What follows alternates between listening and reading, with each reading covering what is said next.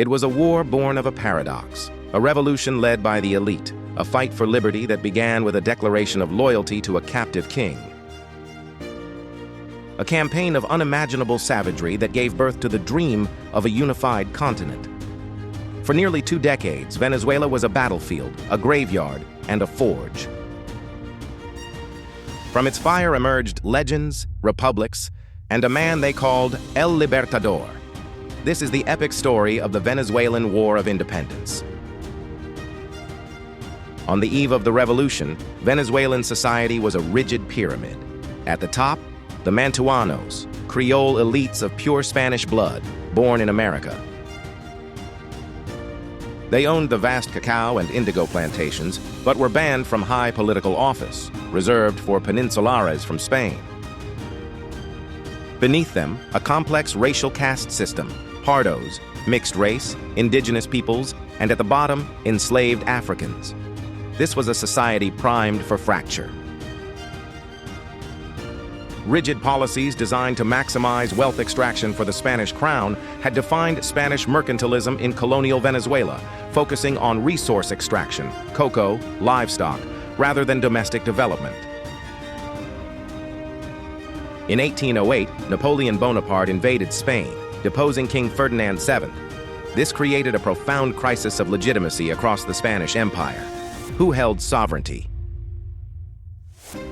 In Caracas, the Mantuanos saw their chance. On April 19, 1810, they deposed the Spanish Captain General, not in the name of independence, but in the name of the captive Ferdinand, forming a junta to rule in his stead. Radicalized by Spanish resistance, the junta moved toward full independence. On July 5, 1811, Venezuela became the first Spanish-American colony to declare independence. But the First Republic was fragile, led by the visionary, indecisive Francisco de Miranda. It failed to abolish slavery or appeal to the pardos. Then, on March 26, 1812, a catastrophic earthquake struck pro-independence areas. Royalist priests proclaimed it God's wrath. The republic crumbled. Miranda was captured, and a young Simón Bolívar, in a controversial act, handed him over to the Spanish. From exile, Bolívar returned in 1813, launching the so-called Admirable Campaign. To break the stalemate, he issued the infamous Decree of War to the death, meaning any Spaniard not actively supporting independence would be killed. The Royalists responded in kind. The conflict descended into a racial and social civil war. The most feared Royalist leader was not a Spaniard, but a former Spanish cattleman, José Tomás Boves, who unleashed his brutal llanero cavalry, mostly pardos and freed slaves, against the Creole Republicans. The fall of the Second Republic of Venezuela in 1814 was a catastrophic collapse driven by a brutal racial and social war led by Royalist leader José Tomás Boves and his llanero, plainsmen, cavalry. After briefly capturing Caracas in 1813, Simón Bolívar's republic was undone by internal divisions, the lack of support from the lower classes, and the ferocious violence of the Royalist counteroffensive. This failure forced Bolívar into a second desperate exile, leading him to seek aid in Jamaica and Haiti. Bolívar's masterstroke recognized that he needed the llaneros. In 1816, with arms from Haiti's President Pétion, he returned. He made a pivotal alliance with the untamable llanero chieftain, José Antonio Páez. Shifting his base to the vast Orinoco River Basin, a region the Spanish never fully controlled, Bolívar built a new army, declared the end of slavery to attract recruits, and in 1819 convened the Congress of Angostura, outlining his visionary yet flawed plan for a strong central republic. In one of history's great military gambits, Bolívar did not attack Caracas. Instead, in mid-1819, he and Páez led a force of about 2,500 men on an impossible journey. They crossed the waterlogged llanos, then scaled the freezing, oxygen-thin passes of the Andes, losing a third of their army in the process, to emerge in the heart of New Granada, Colombia.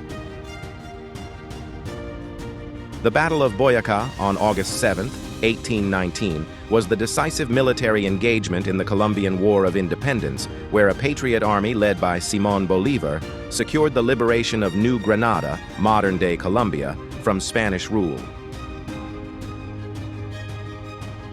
In a stunning 2-hour engagement, the Patriot forces outmaneuvered a numerically superior Royalist army, directly leading to the collapse of Spanish authority in the region and the founding of the Republic of Gran Colombia. With the resources of Gran Colombia, Bolívar turned back to Venezuela. The final showdown came on June 24, 1821, at the Savannah of Carabobo. Bolívar's multiracial army, British and Irish Legion veterans, llaneros, and Creole infantry, faced the last major Royalist force. The battle was decided by Páez's cavalry, who shattered the Spanish flank in a brilliant charge. Carabobo secured Venezuelan independence. Though Royalist holdouts persisted for 2 more years, Carabobo was the death knell. Venezuela was incorporated as a department of Gran Colombia. The war was officially concluded with the naval battle of Lake Maracaibo in 1823 and the surrender of Puerto Cabello in 1823. But the cost was horrific. Nearly a third of Venezuela's population had perished. Bolívar's dream was continental unity.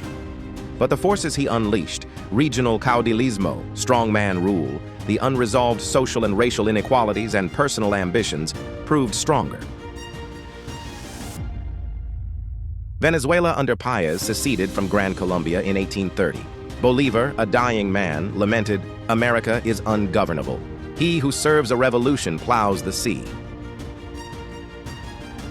The war achieved political independence but was, in many ways, an incomplete social revolution.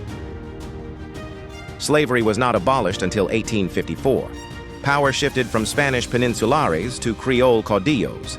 The racial and economic hierarchies persisted in new forms.